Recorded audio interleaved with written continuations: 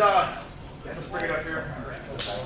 Let's just like move over on this side just so that I can make sure everybody can see the demos when we demo. But that, I mean, we got probably almost half the guys here have some amount of wrestling jiu-jitsu experience, which is good. But does that make sense to you guys, like what we're doing there, as far as that goes? Okay, so we're gonna kind of add a couple real quick attacks, as far as things I would do once I get the underhook, right? Because the underhook it's not the end. The underhook is, it's kind of the vessel, kind of like we talked about, like, the thumb pec index or whatever when it comes to that. So a couple things. So I'm not gonna like teach this from a technical component, but when we get with our partners and start doing it. So one, I'm a big believer in, like, if you want to add, like, knee strikes or like headbutt and stuff out of the underhook stuff, like absolutely you should do that. Thighs, like groin, stuff like that. But I also want to make sure that you guys remember or understand that, like, the most important part of that position is the hand and arm control, right? So it's totally good. I mean, I think, like, you take, especially like a dude who's not like a very experienced like kickboxer doing low kicks, like, I go up to Owen right now and just give him a hard knee in the thigh, I bet he's fucked up, right? Like, that shit sucks, So, like, absolutely, like, if you can, while you're in that position, absolutely do. But just also remember that, like, hey, the arm control is the most important thing. So I'll borrow better Aaron here. What? Let's match. I don't think that's true. All right, so like I said, so we're here and here. So like like I said, like, so if you're here and here, and like, we've kind of got guys working a little bit. Is like when you're dealing with that, I'm a big believer. I mean, this is kind of wrestling 101, but it's like, don't get yourself in the habit of, like, I don't know, oh, Aaron's got a knife, and I'm like, okay, try to stab me. Cool, he can't stab me very well. Well, like, but now what's happening? Like, nothing, right?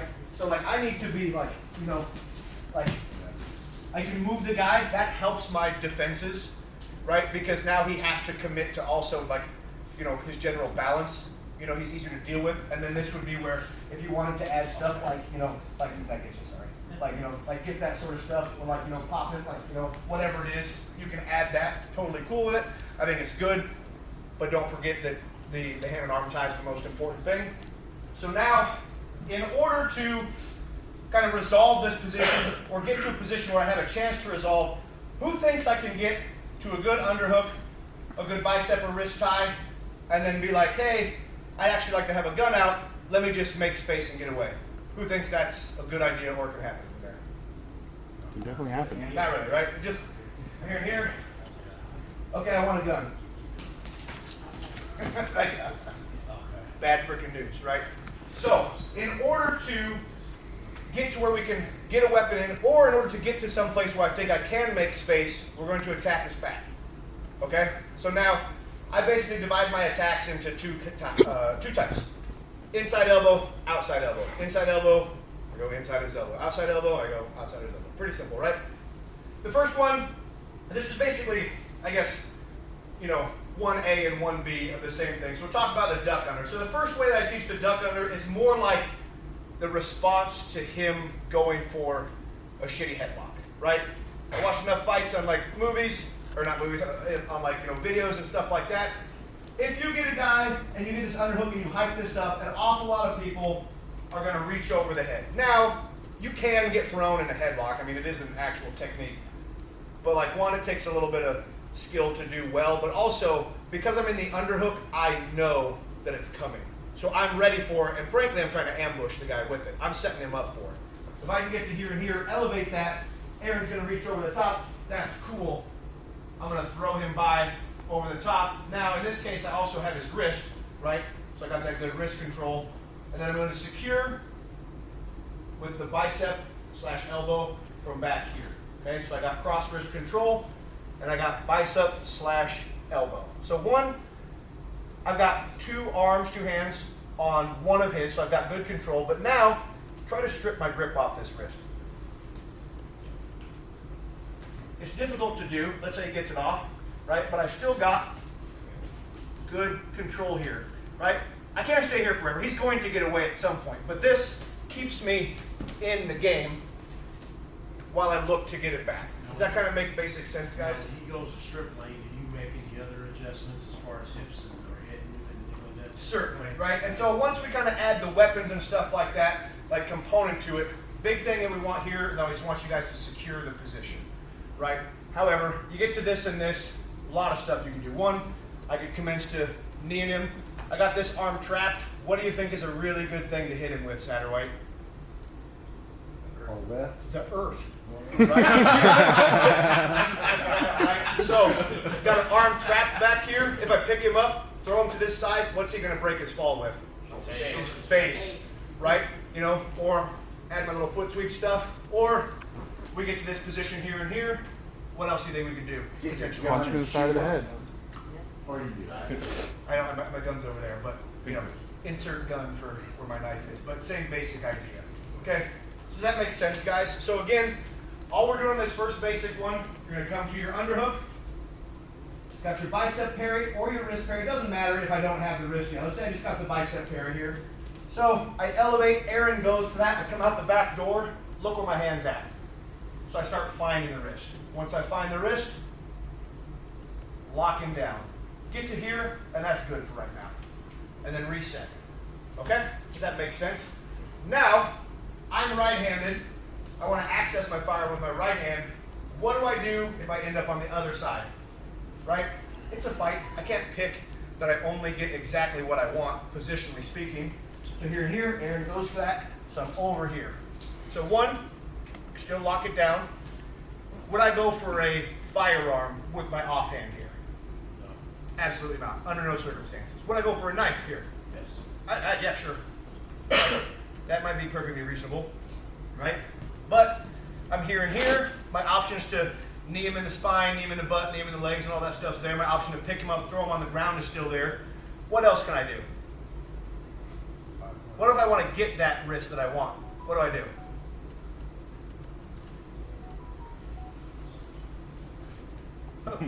That was hard, right? Because what's Aaron going to be doing? Trying to get that shit out of there. So I get in this fight over that wrist, switch him off, and come to that, right? That's wrestling, basic wrestling stuff 101. Does that make sense to people? Does anybody need to see that again? If you do, I mean, speak up. Like I said, we got a lot of guys with experience, but a lot of guys with no experience. Want to see it one more time? Yeah. Okay. So, underhook, bicep tie, wrist tie, doesn't matter. I'm up high. Aaron reaches over the top. Let him go. Wrist and bicep, lock him down. Okay. So maybe I want to try to get the other wrist. Aaron's going to try to get out. Lock him down. That make sense? Mentioning, just make sure your head's on the strong side. What's that? I said if it's worth mentioning that your head's on that strong side. Absolutely, absolutely, yeah. So no, that's a good point. Is my head is on the side that I'm controlling versus being the opposite side. I'm noticing too, I'm really heavy on my feet being in the bad guy's position there. Like it's uncomfortable for me. It sucks. So, Yeah. You know, and it's like, and the good thing about this is you don't have to be an experienced wrestler or anything like that. Like one, if you get to here and here, and Aaron stands up really tall, what is something really easy to do? Just fucking throw him on the ground, right? Just pick him up and throw him, like, you know, you don't have to be a super genius to figure out how to do that, you know, so, you know, and conversely, it's like, so he knows to stay on his feet, that's a good point, he's gonna stay there, but also, if he does have weapons, he's gonna be bending over, like, you know, in that position trying to go for him. So, any questions on the basic duck under out of there? Okay, so, get with a new partner, but still, if you're an experienced guy, be with an inexperienced guy. So work on an underhook, bicep or wrist tie. As you kind of hike him up, he goes for that stupid headlock. You come right out the back door, work on your wrist and elbow control. Okay, let's rock. Let's bring it back up here a little bit. Let's have like move on this side just again so I can make sure everyone can see the demos. But now that makes sense. Like just working for guys that kind of, you know, jamming on there. Now I got a couple questions. Like I always get these questions. Like one, it's like, you know, what do you do when you get back there? And we'll work on a couple of contact shooting positions here in a bit when we get to it. But you know, like Gerard brought up, you know, it was like, hey, when you get back there, would you just push the guy and make space and go to a weapon? And I was like, my personal opinion on the matter is no. Like if I got behind a guy, so say I've got him up, right? So I get behind him here, and for whatever reason, I'm a cop, security guy, whatever. And as we're fighting, I'm like, oh shit, like I feel gun, I feel knife, and I'm like, hey, you know, I gotta go for firearm. I do not advocate for just going.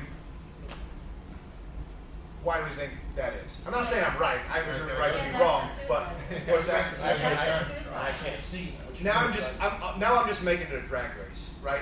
And it's entirely possible that we both lose, right? Like it's entirely possible that we both get our gun out and shoot each other.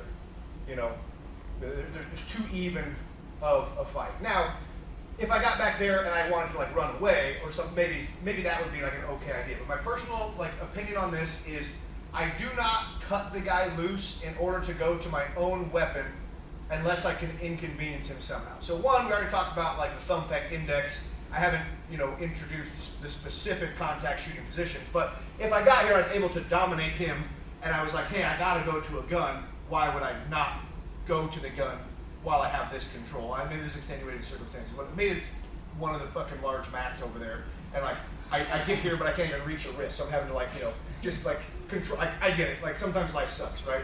So now, if I did feel like I had to make space to go to a weapon, I have to inconvenience him in some way. And what I mean by that is, let's say I'm able to, you know, pick him up, throw him on the ground, then back up.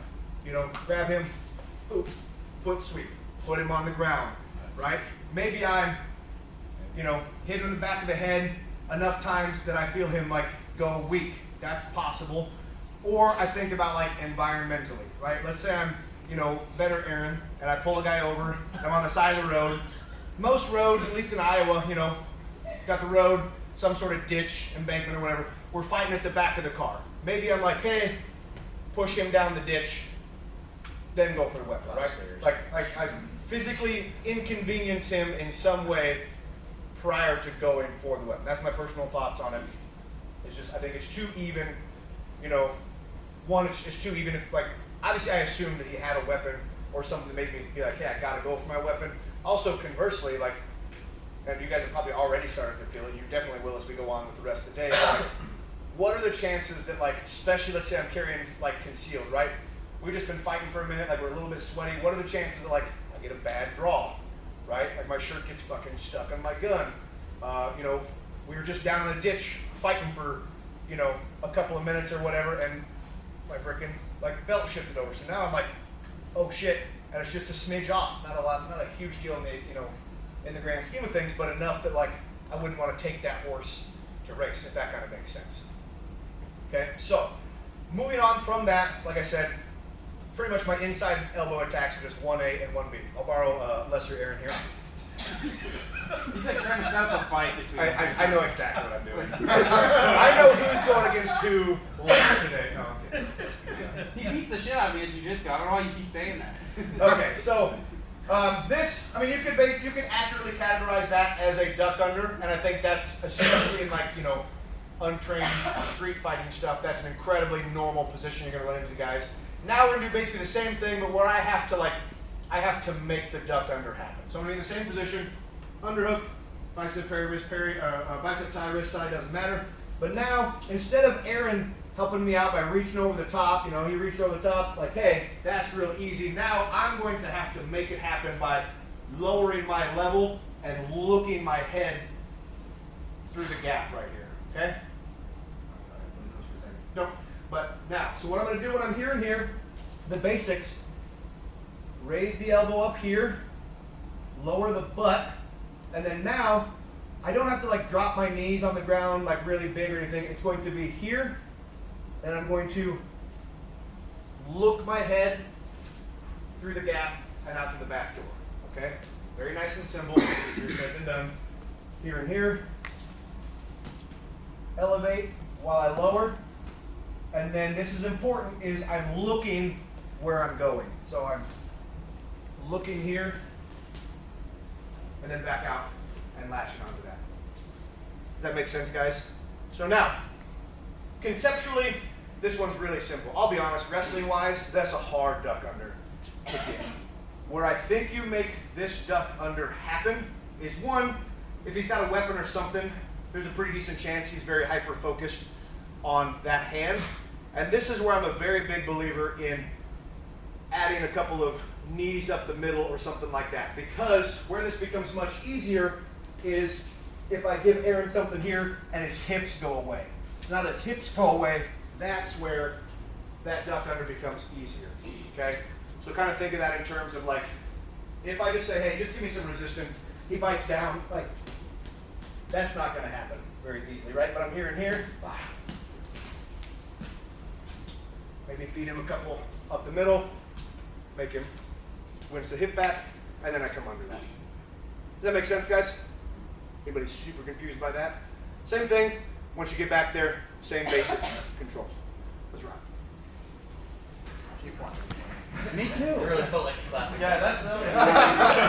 Let's all do it. 1, 2. Look through on that though, Aaron. So I mean, in wrestling, you call it personal throw by. When you go duck versus throw by, look at your face. Why does he have eye Why does the time actually start having time to jump?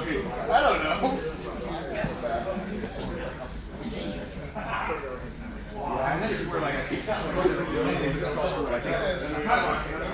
dominate him with the tie, like push him around, like move him around a little bit.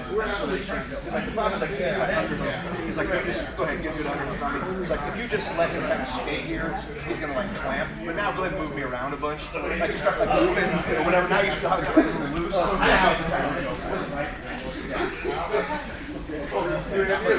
that's what like This doesn't feel like you'd be at a guy. This is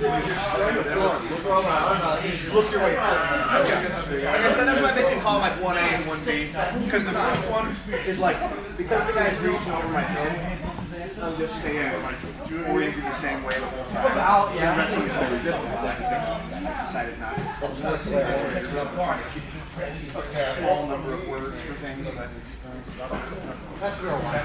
yeah, you're probably never in a duck under. This doesn't feel as good to me.